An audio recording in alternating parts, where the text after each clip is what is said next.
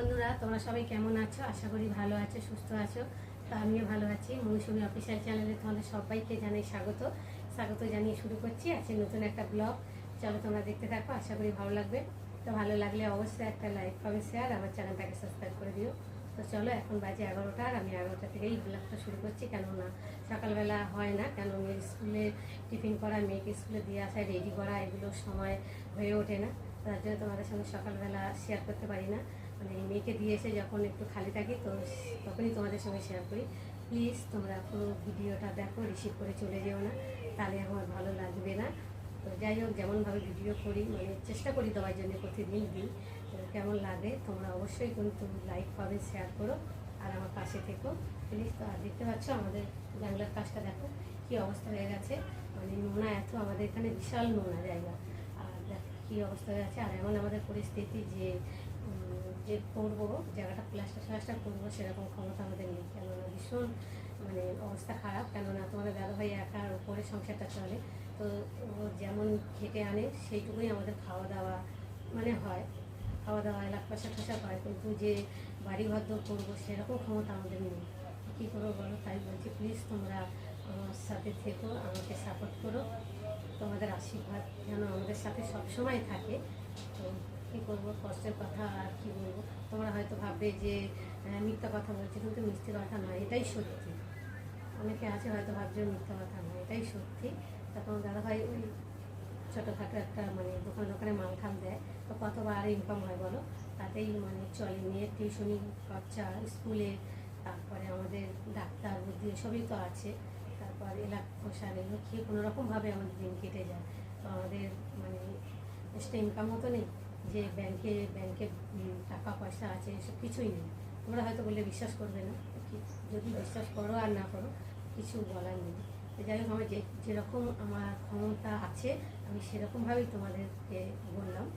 যাই হোক, চলো তোমাদের বলে আর এখন আমি রান্নায় যাব। তো সকালবেলা রান্না করেছি অল্প করে, প্রেশারে ভাত করেছি, মেয়ে স্কুলে গেছে। আর আমি একটু ভাত ছিল এসে খেয়েছি, খাওয়ার পরে এখন একটু রান্না করবো একটু বেলা করে, একেবারে দুবেলায় রান্নাটাই সেরে নেবো। তো চলো এখন চালটা মেপে নিই, তারপর রান্নায় যাব।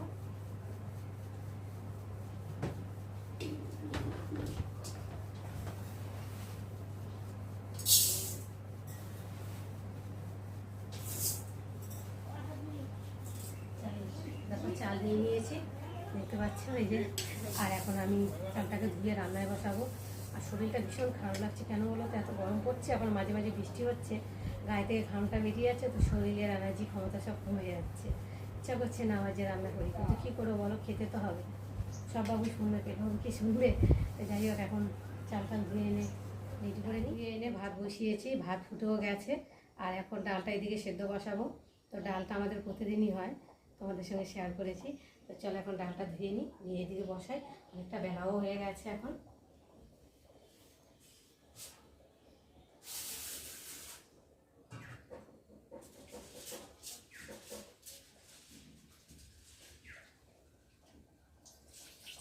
ডালটা ভালো করে না ধুলে না, ডালের মধ্যে পাউডার মতো থাকে, ডালে অনেকটাই নোংরা থাকে, তাই না বলো বন্ধুরা?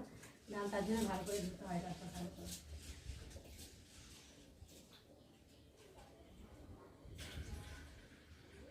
ভাতটা একটু নেড়ে দিই।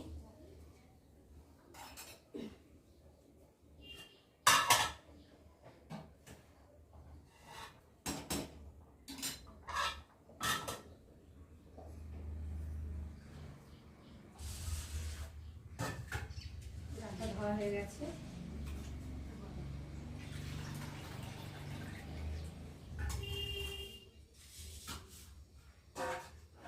এটা না ভালো করে কালকে মেজেছি, এক সপ্তাহে মাজি, নাহলে কেমন একটা সাতলা বা পড়ে যায় ভিতরে, খেতে দেখতেও বাজে লাগে আর খেতেও ঘৃণা করে, তাই না বলো? তো ভালো করে মেজে আর রোদে দিয়ে রেখেছিলাম, এখন জলটা ঢালবো। বেশি জল নেই, হাফ বোতল জল আছে, নাহলে আমি তো এতটা ভারী চাকাতে পারবো না, তাই না বলো? জলটা দিয়ে দেবো।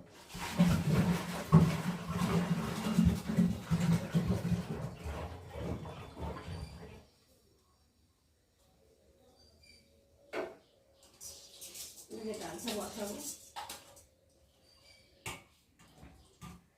আর একটু তো মশা হয়েছে না, শুধু কামড়ায় মশাগুলো। ড্রামে জল না দিলে আবার ডাল সেদ্ধ হবে না।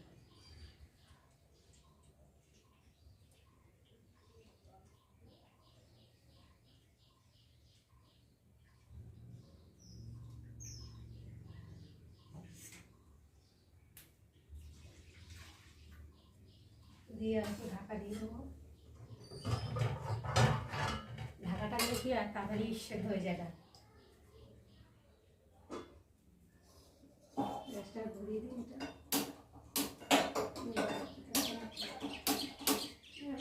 এটা কি নিচ থেকে অন করেছি নাকি? না তো, ধরছে না, কি হলো কে জানে, কেন ধরছে না দেখছি। গ্যাসটা এই ভাতটাকে বানাই, কেন ধরছে না কি দেখতে হবে পরে।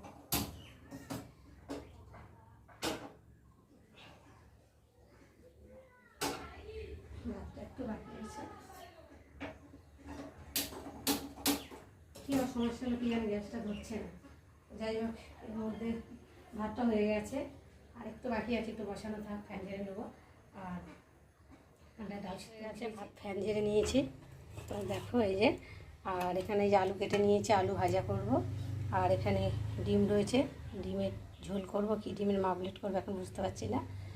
আর এখানটায় ডাল হয়ে গেছে, আর ডাল সোমবার দিয়েছি দেখতে পাচ্ছ। কাজ বাজ সেরে চান টান করে ঠাকুর পুজো দিয়ে এখন খেতে বসবো। তো ভাবলাম একটা ডিম ভেজে নিই, কেননা ডিম আগে ভেজে রাখলে তো নেতিয়ে গেলে খেতে ভালো লাগে না। গরম গরম ভাতের সাথে গরম গরম ডিম হলে খেতে ভালো লাগে, তাই না বলো বন্ধুরা? তো চলো, আমি এখন ডিমটা শুধু ভাজবো। ডিমের ভেবেছিলাম তরকারি করবো, কিন্তু না, তরকারিটা অত ভালো লাগে না, ভাজাটাই ভালো লাগে গরম গরম।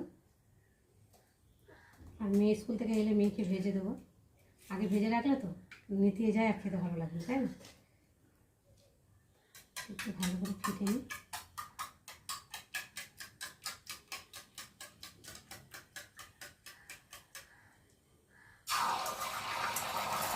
পেঁয়াজ দিয়ে তো ভালো লাগে,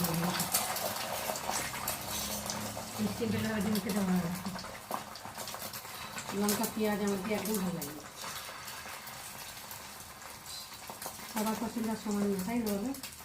যাই হোক, ওইদিকে ভাজাটা হচ্ছে, আর আমি এখানে ভাতটা বেড়ে নিয়েছি, আলু ভাজাটা নিয়ে নিই।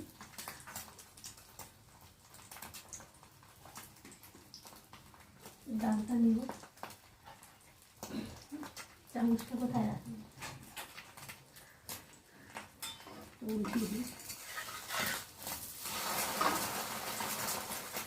স্নান করেও শান্তি নেই, অসত্যি ভালো হচ্ছে।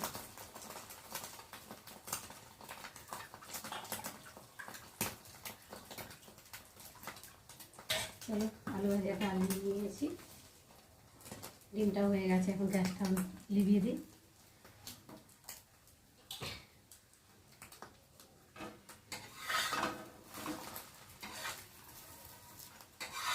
দেখো কত বড় হয়েছে, তো ভাতের উপরে নিয়ে নিই।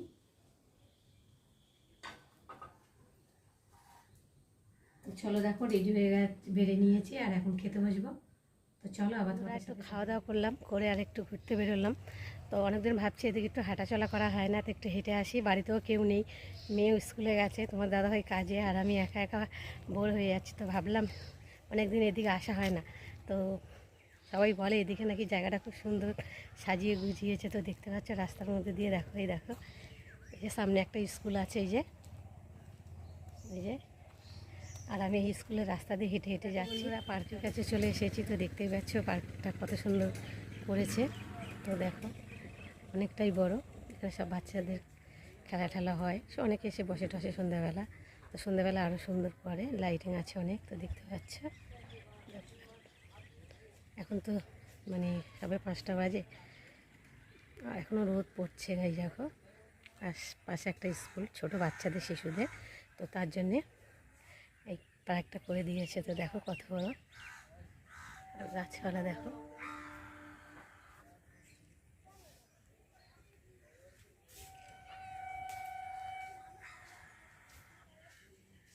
বন্ধুরা, আমি ভেতরে এসে একটু বসেছি পার্কে। তো দেখতে পাচ্ছ বসার জন্যে ছিট করে দিয়েছে সব।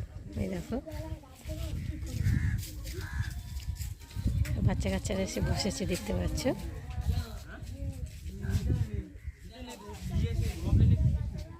এই দেখো শুধু গাছ, ভেতরটা পুরো গাছ।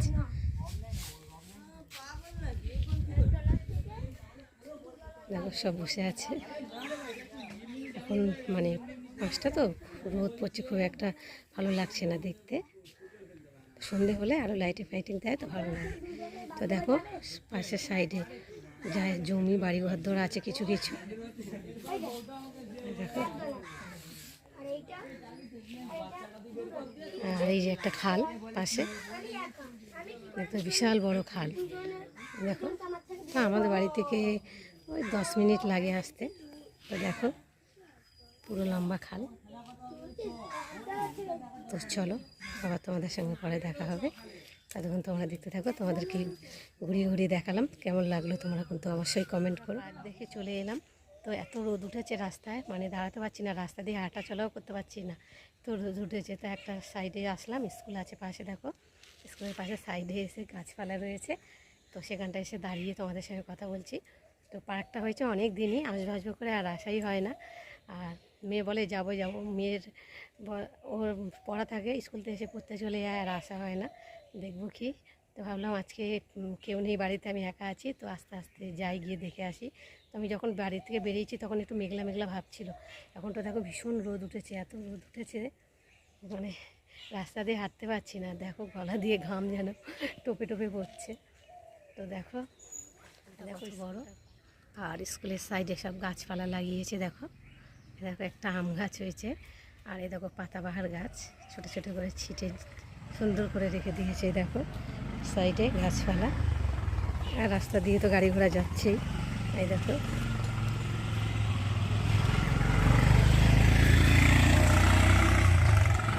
বাবা টপের মধ্যে পা লাগলো।